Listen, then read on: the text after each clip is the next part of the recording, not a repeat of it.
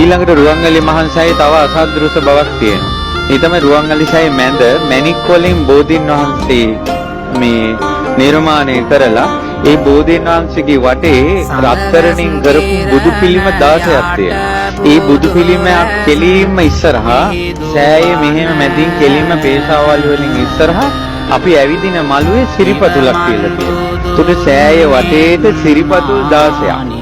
ඒ සිරිපතුල් 16 තියෙන්නේ ධාතු ගර්භයෙන් නිර්මාණය කරනකොට ප්‍රතිමා 16ක් සෑය ඇතුලේ තියෙනවා. ඒ ප්‍රතිමාව දෙලින්ම තමයි මළුවේ සිරිපතුලක් කියලා තියෙන්නේ. ඒ සිරිපතුලට වැන්දම ප්‍රතිමාවට වඳින විදියට.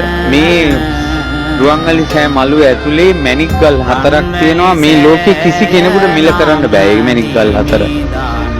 මේ සෑය ඇතුලට පෑසර් 4ක් දැම්මා වගේ එළියයි ඒ මැණික් ගල් 4 මුල්ලේ තියලා තියෙනවා. ඒක ගණන් හදන්න දුටුගැමුණු රජුණන්ගේ කාලෙවත් ඒ ගල් 4ට ගණන් හදන්න බෑ කියනවා.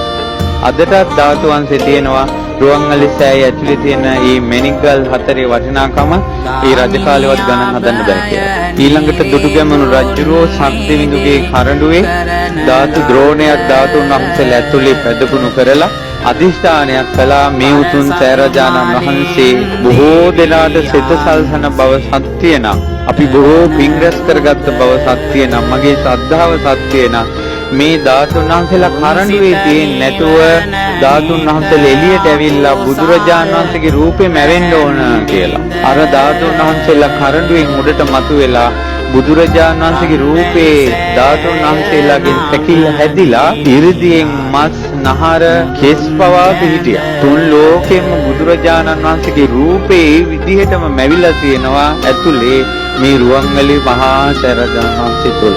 ඇස්පිය හෙලන්නේ නැති මොහොත පමණයි තොල් කොට සංගල සොලවන්නේ නැති මොහොත පමණයි හුස්ම ගන්න නැති පමණයි එපමණකින් බුදුරජාණන් වහන්සේ පිරිනුවම් පාලා අර රූපේ විදිහටම රුවන්වැලි මහා සෑය ඇතුලේ තිබෙනවා. මේ බුදුරජාණන් වහන්සේ මුණ ගැහෙනවා වගේ එන්න සුදුසු තැන.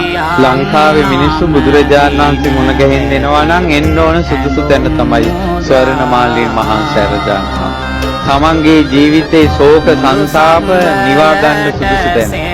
ඉතින් බොහෝ දෙවි දේවතාවුන් වහන්සේලා 330යි.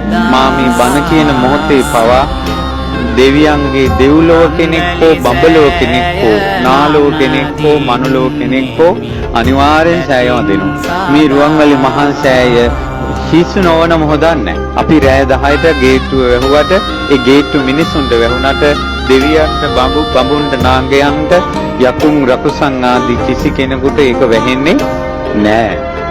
ඒ නිසා තමන් හරි පන්සිල් පද පහේ තමන් රැකිලා ඉන්නවා නම් තමන්ට බුදුරජාණන් වහන්සේ ගැන තියෙන ආදරය සෙනෙහස සත්‍ය නම් තමන් මලක් හරි පුදන්නේ අවංකව නම් මේ සෑරජානන් වහන්සේ වැඳලා තමන්ට පිහිට ඉල්ලන පමාව ප්‍රමාණවත්.